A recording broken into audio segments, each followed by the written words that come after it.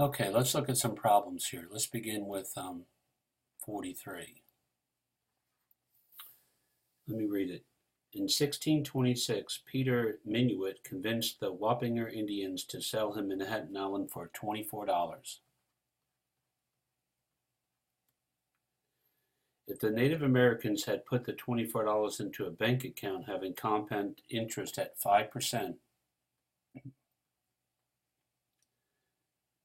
how much would the investment have been worth in the year 2010, which is 384 years?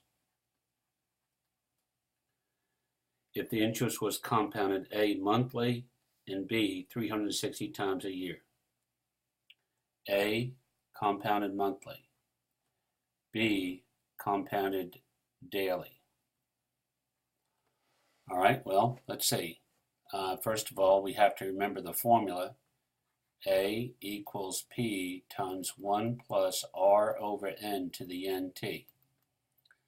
Okay, so A equals, what are we beginning with? $24 times 1 plus 0.05 divided by, well, it's compounded monthly, that's 12, right? Okay, to the 12 times 384. Now that is it's a lot of numbers right there, right? Again, that's a lot of numbers right there. So we're going to have to put that in the calculator. All right, let's see. So we're going to go 2, 4, left parenthesis, 1 plus 0.05. Remember, we've got to divide that by 12, close parenthesis, to the 12 times 384. Now you may have to put that in parentheses, okay? Remember, it's 384 years, right? Okay, then just hit enter. Now that is a huge number right there. So try to keep in mind what this means. What this means is this is hundreds, thousands, millions. So it's 5 million, thousands, 5 billion, okay, 27,378,919. That is a lot of dollars. Okay, now we got to do the same thing but daily. So remember, the final amount is equal to my original principal, 1 plus 0.05 divided by, remember, it's 365 we're using, okay? Let me look at that problem in the book. Oh, no, 360. Okay, some reason we're using that one. All right, to the what? 360, that's how many days in a year, times 384 years. That is a lot of years. That's a lot of compounding. All right, let's say I'm going to go back to what I just put in my calculator, okay? Right parenthesis, then I go to the power 360 times 384, okay? And then I hit enter. Okay, so let's look at this again. Hundreds, thousands, millions. 5,224,999,000. That's a lot of money. That's how you do that problem. Okay, 45. This is a very good question right here. Will you earn more interest one year by depositing $2,000 in a simple interest account that pays 6% or in an account that will pay 5.9% compounded daily? How much more interest will you earn? Okay, so this is effective annual yield. Effective annual yield. Just remember, $1 for 1 year. Okay, now you had two choices. One was 6%, 6% interest, simple interest, 6%. Simple interest, 6%.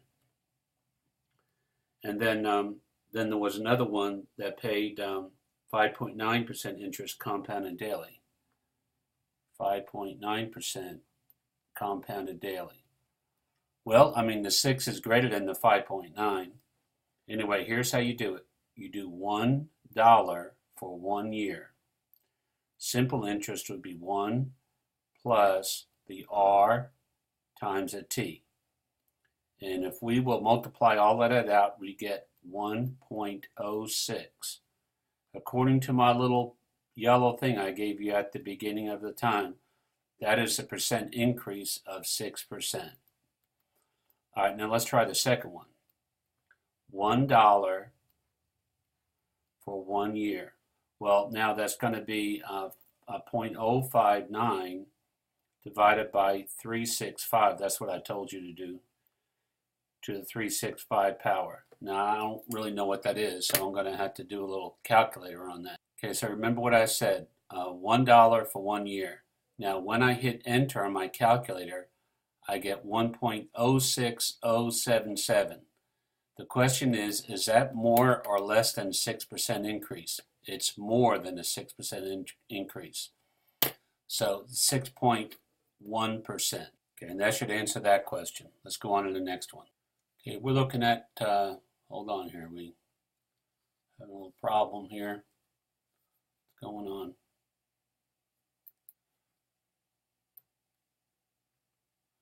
Okay, so we got 47,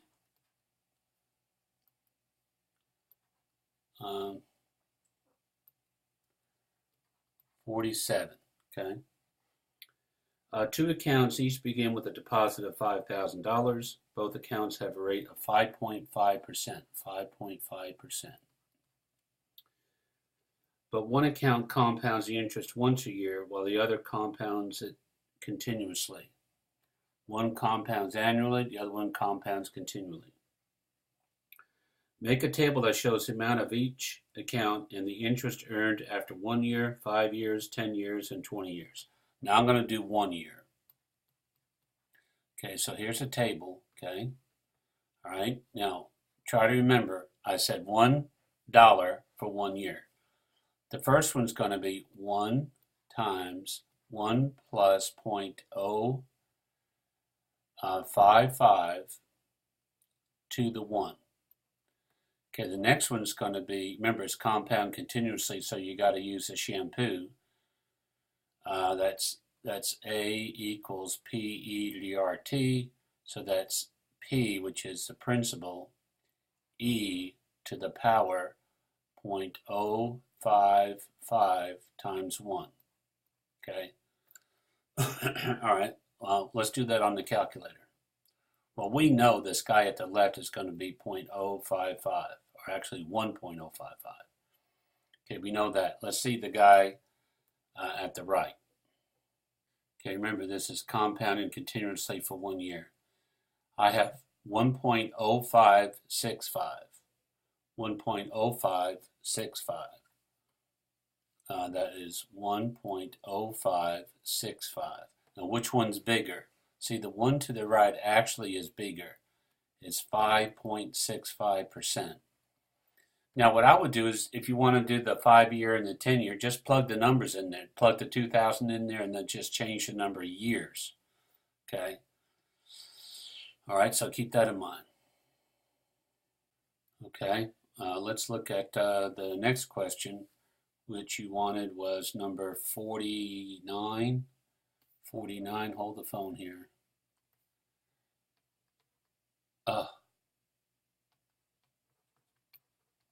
Can't get my color to work out. Why is my color not working out?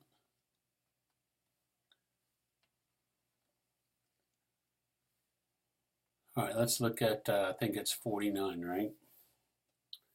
Parents wish to have $80,000 available for a child's education. That's nice of them.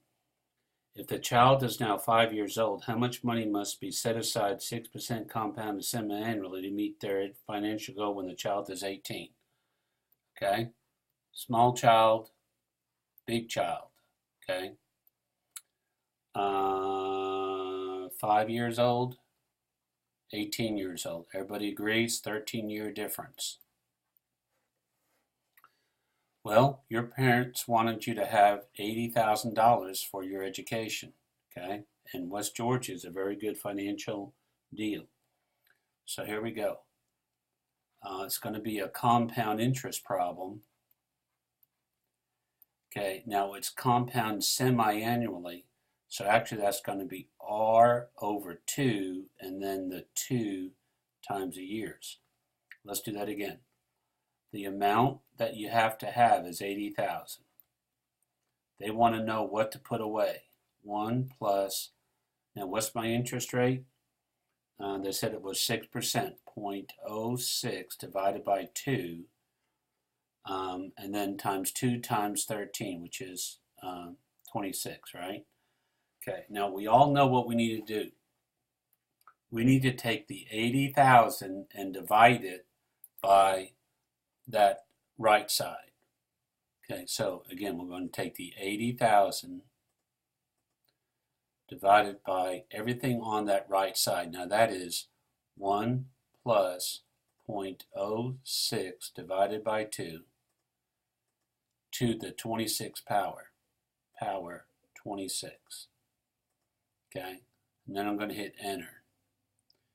Now notice what I get. I get $37,095.58.